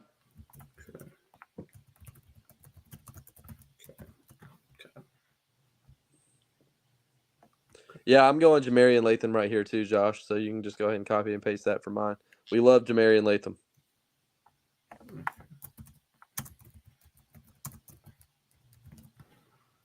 Who's in the transfer portal that DeBoer really be high on filling defensive players? I really think it's going to be wait until the spring unless Michigan has someone. Michigan's really kept guys in-house well. And Boston College, I think, is the other school. I don't think any other Washington players are on pace to leave.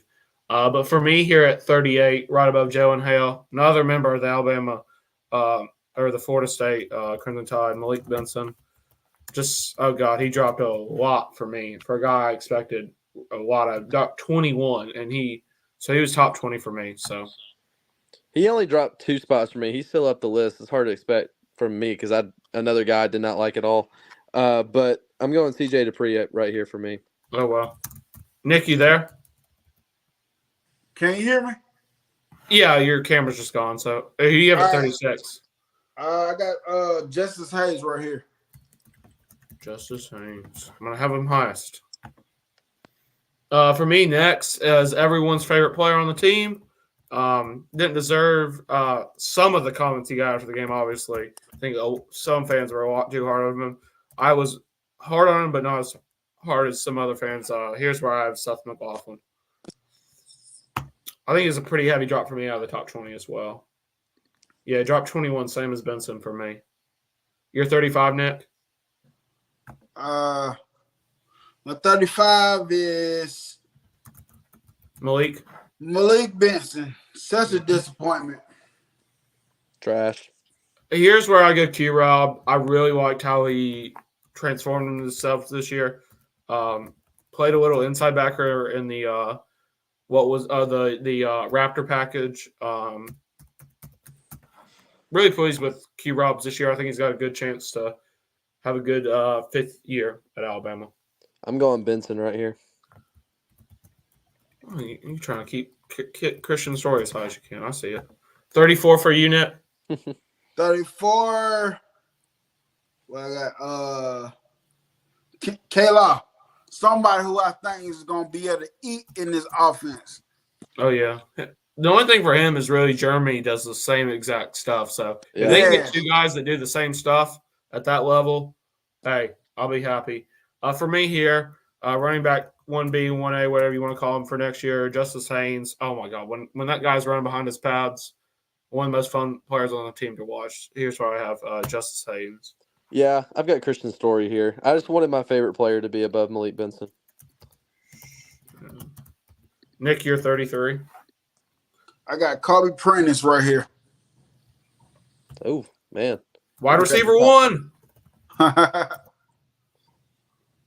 Mr. Never Dropped the Ball, as I like to call him. For me here, Jamarian Latham, for an undersized defensive lineman, really been a great player since I think his sophomore year A-Day.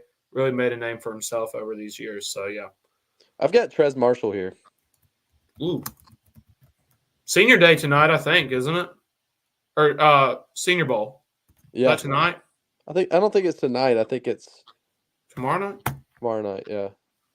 Nick, you had yeah, I know you. Trey Amos. The bag getter. Yes. That was one of the most baffling portal leaves I get because he had no connection coming into Alabama. No. And he left for a staff that he had no connection to. So that made no sense to me. For me here, after Jamarian Latham, one of my favorite players coming back next year, Jay Miller. One of the most talented runners. I think probably the best runner behind the pads I think we've had since Najee. Just love his running style. Big things for him next year with I think a potential to be drafted as a junior out of Alabama. Well, I know why Trey Amos is here for me, and I know why he left. This right here. That's why he left. The Land Sharks. Kiffin can write a check better than most coaches. Who you got here, Net? 31? This is why I had Amari Black. Super Jet. He listen, before he even said something about Texas, I knew it had Sarkisian all over it before he even committed to Texas. You know, the moment I knew when Bond posted his commitment edit, Nyblock reposted it on Instagram with the horns up. So I was like, yeah, he's gone to Texas. I don't think he'd entered the portal yet. I was like, yeah, Texas. I'm going to say this about Knee Black. So, you know, it was like all the, especially other fan bases, y'all got so many in the portal. I told him, I said, yeah, we do, but it's only 2 impact players that has left. I said, Knee Black was a player, but he wasn't an impact player in my opinion. Seth McLaughlin, we didn't care. Well, I didn't care. I was happy. Bye. Yeah. Sutton for you at 30. You just where you got Q-Rob? Yeah.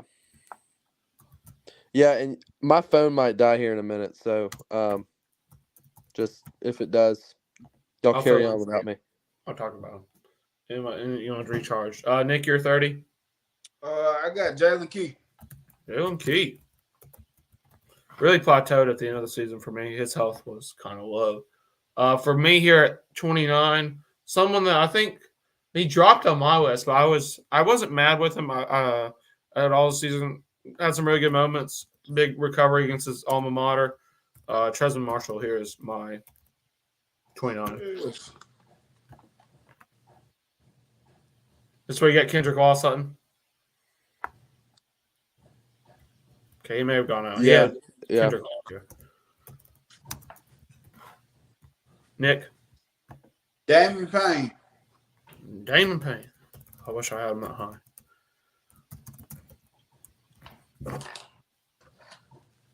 Okay. Okay, Sutton had to leave. I think his phone's dying. So Yeah. I have his list with me. So we can rattle those off.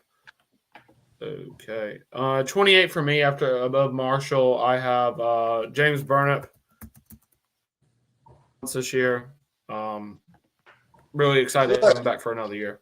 And Sutton in this spot had Jalen Key. Nick. I had Seth McLaughlin right here. Seth. Okay. For me at 27, I have K-Law. And Sutton had, he had Robbie Oots.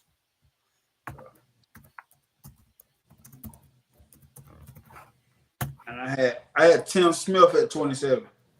I like it. 26 for me, CJ Dupree. Thought he maybe have a bigger year as a pass catcher. Thought he did a fine job at blocking though. And Sutton had Kobe Prentice here. I had James Burnip at 26, and he moved up 25 spots for me. Yeah. Oh wow. 25 for me. So above Dupree is my favorite receiver on last year's team, Kobe Prentice. And Sutton above, he had Prentice, Damon Payne. So Sutton claims the Damon Payne highest award. You at 25? Yeah, I had Caden Proctor. Mr. Enforcing sanctions, not sanctions, but violation against Iowa for telling that they were tampering. Hey, it's so funny. When he said it, I'm like, I don't think you're supposed to be saying that out loud, sir. But whatever, you don't play for us anymore. For me here, I have Trey Amos. Had some really big plays, filled in well when we needed to him. Just didn't get that portal transfer. 24 for you. Sutton had. Oh, he's the first one I think to put him on the board. Jaden Roberts. Yeah, he up there higher for me. 24 for you. Jam Miller. I like it. I like it a lot. Big. One of my favorite plays of the year was his receiving touchdown against Georgia. That camera view. Yes, that was amazing. Yes. For me here at 23, I have Jalen Key. Just a full year starter, so I had to have him up there for me. And this is where Sutton had Roy Dell, another member of the Alabama or the Florida State Crimson Tide. 23, Nick. CJ Dupree. I was like you with him. I thought I was going to see more of the pass catching game from him, but I loved him in the blocking game as well. And it wasn't more of the pass catching game, but at one point, I believe every pass he had caught at one point was for a first down. So I like the way he bringing them. I love the fact that he's returning too. So let's go. Yeah, Sutton here has Caden I have Caden Proctor here next. Just, I mean, a lot of ups and downs for him. You know, unfortunately, I understand the thing with going back home. But, yeah, I mean, he won that job over Pritchett. So, I mean, and he really stuck with it. So, I mean, there's a position to battle for most of the year. So, there's that for him. Sutton had Amari Nebach here. And what about you? I had Robbie Oots, the other tight end. Somebody that I love. I love Oots, man. Like, my favorite football player is Mike Allstott. I'm a Buccaneers fan, and he just puts me in that mindset. Not as a runner, of course, because he plays tight end, but just the style of the smash mouth style he plays with is what I'm saying. Yeah, for sure. For me at 21, so that's right above Proctor. I have Jaheim Otis. He dropped a little for me, but struggled with injuries. But I think he really had a good end to the season. This top 20 is a lot of guys that I thought were really good for Alabama this year. So Yeah, facts. it's tough for me to put him above some of these guys. But Sutton here has Seth McLaughlin. And this, my 21 spot, that's where I actually had Jaheim Otis. He actually dropped 3 spots from me, but dealing with the injuries, he still did all right, man. You did have him low to start the year, and I was like, wow. But yeah, you were the closest to him. For me here at 20, so that's right above Otis. Jaden Roberts, I think my highest jumper by far, jumped 41 spots for me. Phenomenal year. Tone setter on that offensive line, arguably the MVP of that offensive line for the change he made. I think obviously Booker and Latham were better prospects, but Roberts' year and turnaround, I think, really revolutionized that offensive line. And Sutton here had so who did he just pick? He just had Seth. So he had Tim Smith here. Okay. Hey, I just want to address the chat. I'm not ignoring y'all. My device over here tripping, and I can't even stroll right now. So I'm not ignoring y'all. But I had Tim Keenan at number 20. He actually came up 27 spots for me too.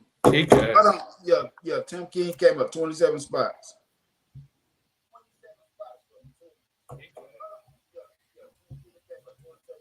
Okay, so here at 19 for me. Okay, so who's above? Malachi Moore. Hey, if they ain't wearing crimson, you know the rest. Right. 5 years. I really thought he was going to go to the draft, and I was kind of hoping he did just for his sake. But really, now with all the guys we lost, he is probably the most important returning on this team with that DB. Yes. Really going to be important next year to the chemistry and how he gets the team together. But Sutton here had above Tim Smith had Jahad Campbell, which I think is a good spot. Jahad really facts. asserted himself as a starting role. One of the biggest plays of the year against Tennessee, that touchdown fumble recovery that was forced by Braz. But 19 for you? 19, I had Jaden Roberts moved up 50 spots. Wow, I like that. You had him at what? 69. Wow. Yeah. So right above Malachi for me. Oh, I have Jahad right here. Yeah, just great year. Really looking forward to his junior year. For Sutton, he had Jahad. He had Jason McClellan. I can understand it. He was close to. I think if you give him if we made the national championship, I think he would have made 1,000 yards. He really ran well in the national championship game, in my opinion.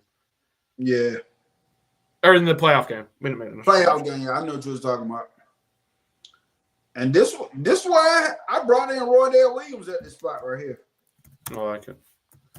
I think a lot of people thought he was going to be a specialty back to start the year, and I think this is right where I have James Burnett, but I'll talk about Roydell a little, just how he how Roydell really was the two back. He really was separated from Jam and Justice. I mean, I know he's hurt for the bowl game, but he made some really big plays this year. At 17, Sutton has Jason and Jaheim Otis. So he has Jaheim the highest, which I think this is Jaheim's range. That 17-20 range, I think is really appropriate for Jaheim.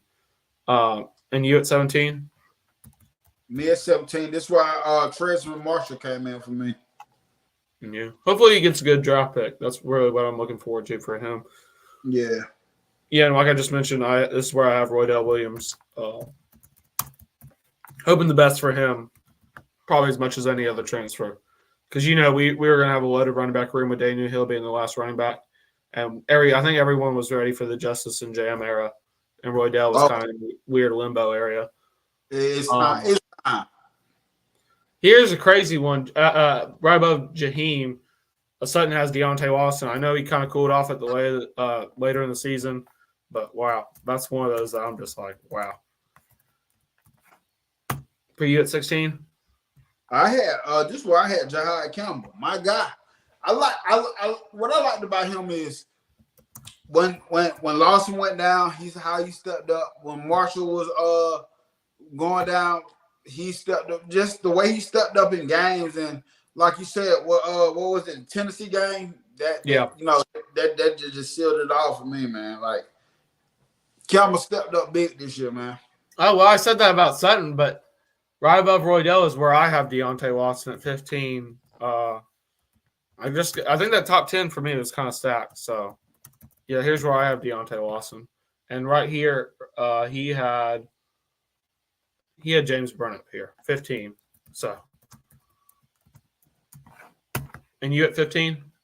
I don't like this. I can't. Oh no. I see who it is. And Chris Braswell, and actually, it stayed the same for me too, man. No. I just can't. Oh, you'll see where he is for me. Oh God, I apologize for Nick there. Here's why I have Jason McClellan. Solid year. I just think, just not the best Saban starting back. Had some good moments, but there was a real high standard for running backs at Alabama.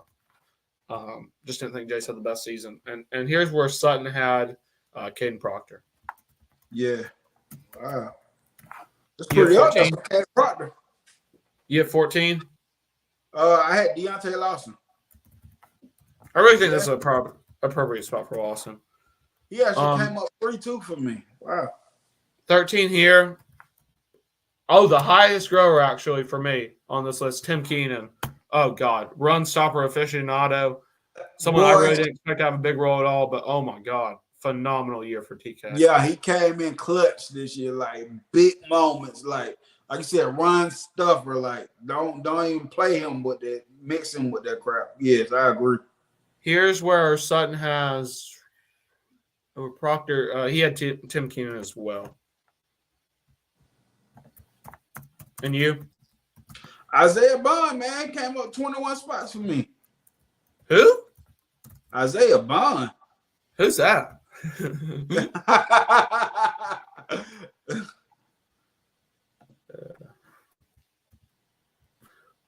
Here at number 12, so we're getting real close to the top 10 for me. Right above him is same guy as you. I don't know why I just put a random name. Weird. Some guy named Isaiah Bond. Yeah, somebody, yeah. I don't know why he's that high. Really don't. For here at 12, Sutton had Malachi Moore. Which I like that spot. I think Malachi just started real strong. Maybe dipped off a little, but yeah. Yeah. 12 for you? 12 for me, I had Jason McClellan. And he actually dropped down 6 spots for me, too.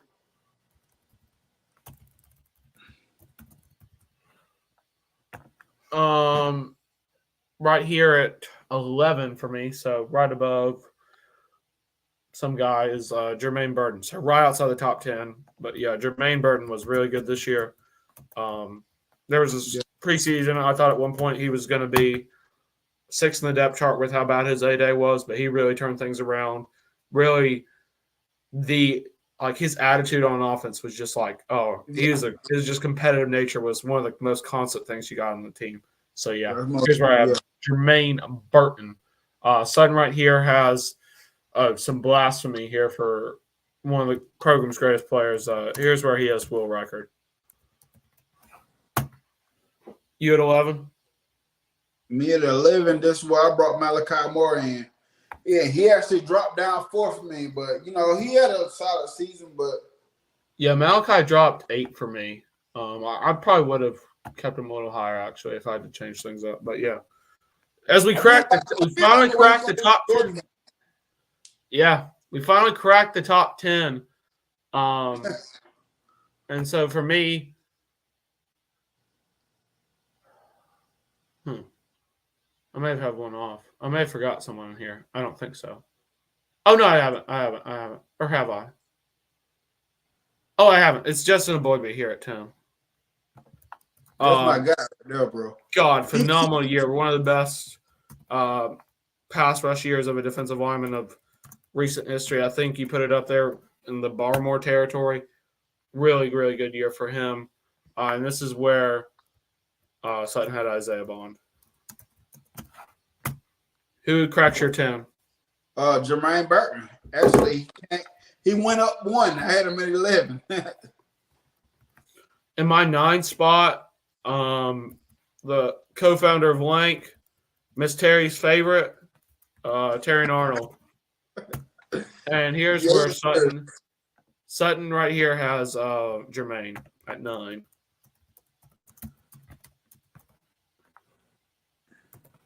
For you? Tyler Booker. Oh, Came up 7 spots for me. yeah, it's 16. Love the attitude. Wow. I love the kill first, ask question later attitude. For me, he actually dropped 4 spots, but I have him at the 8th spot for me is Tyler Booker. Okay. And Sutton right here has someone I think was too low on both of your lists is Chris Braswell. I'll get him to him in a minute. For you at 8. My guy, Justin Boydby, and he actually stayed the same. Boydby. Yeah, you called that. That was a really good one. Yeah, Boydby was outside my top 10, but yeah, I really like that call. For me here at 7, J.C. Latham, he's going to be a first-round draft pick. Got blown back on that last play, but also the snap was bad. But really good year. One of the elite talents of the Saban era. Saban's produced a lot of good tackles. JC's another one of those from IMG that was really good. Here is where Sutton had Justin Boydby. So he has a Boydby the highest, which I have no problem with Justin being this high. Really the guy on the defensive line this year. You're 7? The best ever is, the best ever live, the best ever will be. Will Riker. Will the Thrill, the GOAT. Yes, love it. And he came up 14 spots with me too, bro. Yeah. For me here at 6, honestly, I mean, I think I think really this top 6 is like interchangeable to me personally. Because I think he was arguably the best player at his position because he's right there with my number 1, who will be revealed later. Here's why I have Chris Braswell. Should have had 2 or he should have had a pick 6 and then a block kick or whatever. One got called back. But yeah, Braswell, phenomenal fumble in the year. Hopefully, I've seen him breaking in some first-round mocks, so I'm really optimistic for him. Here's where Sutton had Terry and Arnold. And I don't disagree with that Chris Braswell thing at all, bro.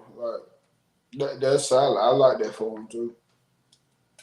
I think Sutton may have had a repeat because I'm looking at his list, and he has a little more to go. Yeah, he's got something. He had a repeat somewhere. But for me, I'll put a tie for him at some position because I don't know what he did. He messed up his list somehow. I think he had a repeat. But who's your 6?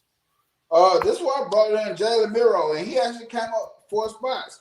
I like the way Jalen Miro regrouped after the beginning of the season. After the whole entirety of things, Jalen Miro, he's good. He's very athletic. He makes plays. But he's going to have to step up his game in aspects to be a better quarterback. But he makes plays, and that's the most important thing, baby. Yeah, for me here at 5, it's a guy, just one that hurt probably the most to lose in the portal, Caleb Downs, Mr. Commitment himself. Seemed like his dad was the one making decisions behind this.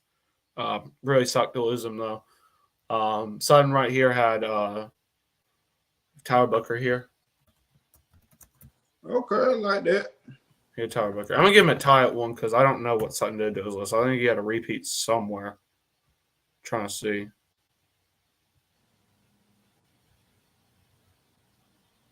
I don't know.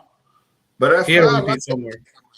I had J.C. Latham at 5. He has just dropped down 3 for me, but at 5, I had J.C. Latham. Yeah, for me here at 4, best kicker ever. Walked through Alabama. Phenomenal last game. Went on a high note for himself.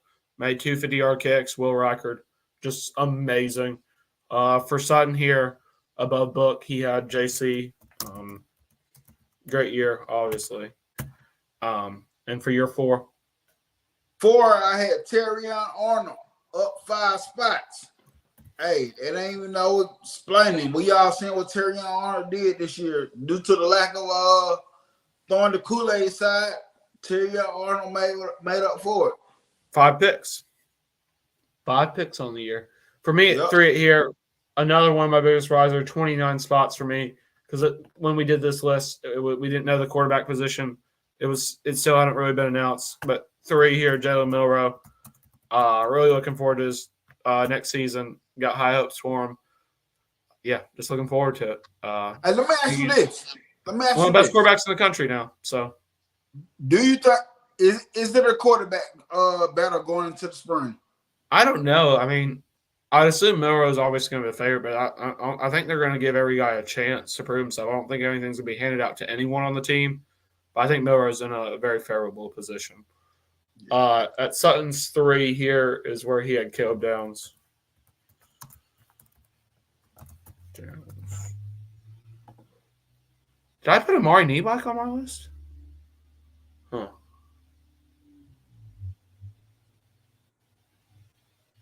No. I can't even see Amari Nebach on my list. He got to be because Oh, I'm missing out. I didn't even rank him on mine. What? it should have been short then, right? Yeah, I don't know what happened. What happened on mine, but yeah, Amari Nebach. If I had to put him somewhere, I'll put him tied for 24th here with Trey Amos. Some of the top guys, but yeah, your 3. My 3 is Kool-Aid. Kool-Aid, best cornerback in my opinion to ever walk through Alabama.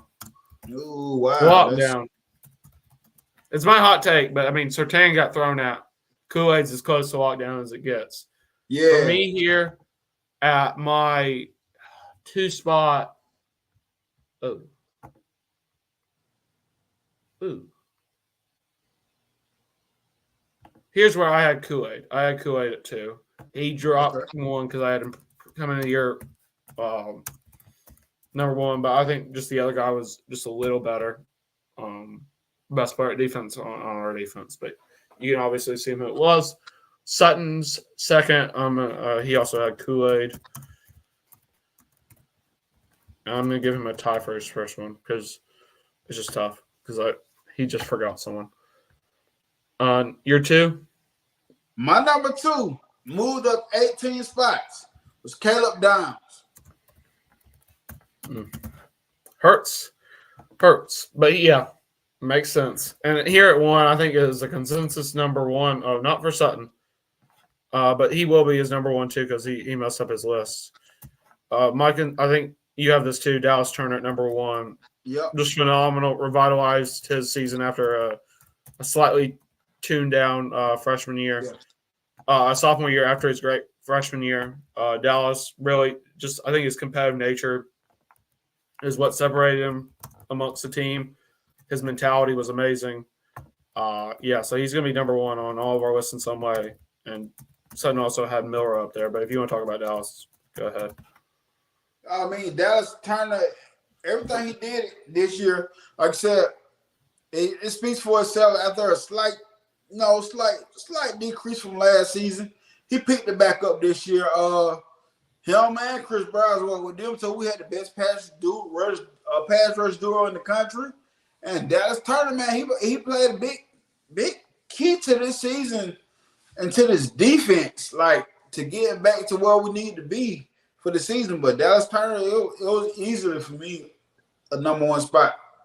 Yeah, looking back at my list, obviously the biggest risers, Tim Keenan, 47.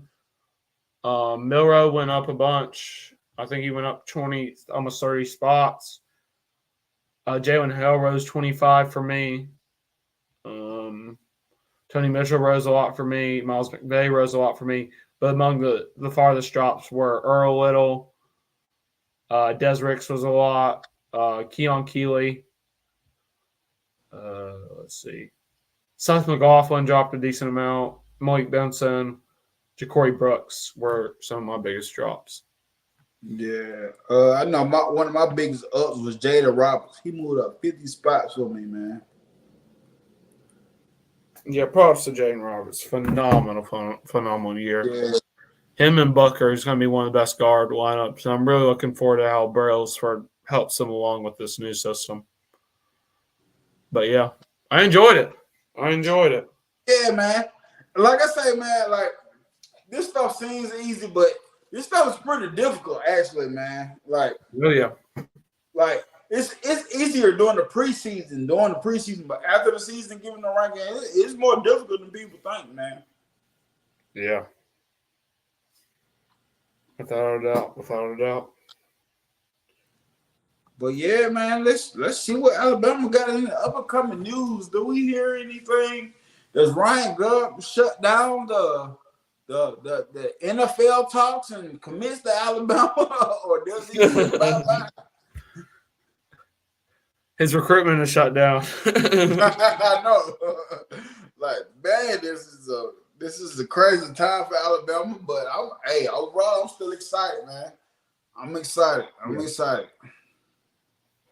Well, great stuff. That was real fun. Yes, sir. It really was. I appreciate y'all for coming on, doing this, and being patient with me, man. The reason why I text y'all when I got my stuff going because I've been busy with my son. He's starting this training crap for football or whatever. It's just busy with working all that crap. What position? On the edge, man. Edge rusher. Show him that Will Anderson tape. Hey, I show him so many people tape. I've been on the Bosa brothers lately. Got to learn how to get that bend and get under those offensive linemen. Exactly. Cause he 13 years. He just turned 13 in November. And man, I'm 5'9", and he up there with me right now. What? It's the class of 2029. Yeah, seriously. Yep, 29. And you know what's crazy about the class of 29 is when you go through the recruit stuff, you see people in the class of 2027 getting offers. I was class of 2020, so seeing that like 27 guys are being like offered is like that's like 7 years after I graduated high school, which feels like yesterday. So we got some 27 guys coming out to the junior day this week. You know what I'm saying? I'm like, that's crazy. My son is like right there in that range, man. Yeah, so 27 or what? Are those 8th graders now or freshmen? I think it's freshmen. They're freshmen. Yeah, because 25 were sophomore, or 25 were juniors, 26 were sophomores, 27 were freshmen. Yeah, 27 were freshmen. 28 are 8th grade, 27 is 7th grade. But yeah, woo. I'm old now, I guess. I'm with the graduate group. I'm with the Wills. I mean, Will Anderson's out winning Defensive Rookie of the Year. Listen, I'm with the Julios. You're Julio's age? Yes. Go. The Courtney Upshaws. The Julios, the Courtney Upshaws. That's who I'm with. I think Eddie Lacy wasn't in that class. He was the year after. So Mark Ingram's, Barrett Jones. Yeah. Yep. The tone setters.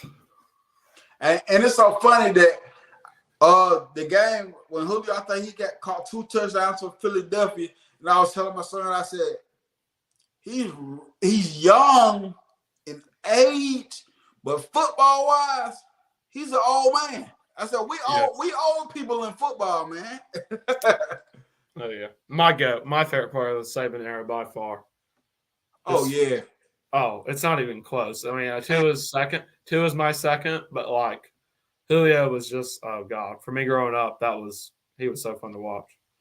And for me, like I said, we was in the same range. So that was our senior year. I seen Julio play his senior year in the playoff game against the Opelika Bulldogs, and without a hype with him coming to Alabama, he was every bit of who he was advertised. Cause my one of my buddies, Earl Alexander, he came the year number 82. Number 82. Yeah, he came the year before that. The thing about Julio was like, he was Saban's really got to start off, and I think my dad went to watch him in high school because he was that highly regarded, one of the best players to ever come through the state. I went to the state championship games this year, the 6A and 7A. So I saw Cam Coleman, Ryan Williams. Cam Coleman was very, very good. I don't think he's the second best receiver in the country. I think that's probably Ryan. And Jeremiah Smith, I think, is a clear one, especially for his age and his frame. But Ryan, just seeing him in person, he's DeBoer's Julio. 2 catches for 150 yards on the first 2 plays of the state championship game against Clay Chalkwell, who ended up winning. 4 touchdowns in the game, 3 receiving, 1 rushing, and then and also Mbakwe was in that game too. But yeah, Ryan's potential for being only 16 years old right now, and he's projected to start next year for Alabama is crazy, insane. man. But yeah, well, it's getting late, so I had fun. Let's get rid of it. Let's end this thing. Appreciate you for coming on. Hey, the people that stuck it out with us. I know this was a long show, but appreciate y'all for sticking it out with me. Like I said, I wasn't ignoring y'all. My phone over here tripping. I need to go ahead and switch my phone now. I got it on the phone. I just ain't switched it out yet. I'll probably try to do that this weekend. And I appreciate y'all. Hey, y'all go back. Whoever listening. I've been trying to give y'all updates of who's been visiting, who's been getting reoffered and offered, and who's some of the people who's going to be at the Junior Day.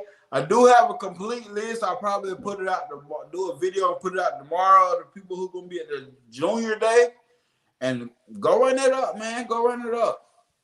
That stuff is time consuming getting the information. Yes, sir. Enjoyed it. Roll Tide. Yes, sir. Roll Tide, man. Roll Tide. So, yeah, like I said, I appreciate y'all for coming on. And I'm about to end this stream. So, holler.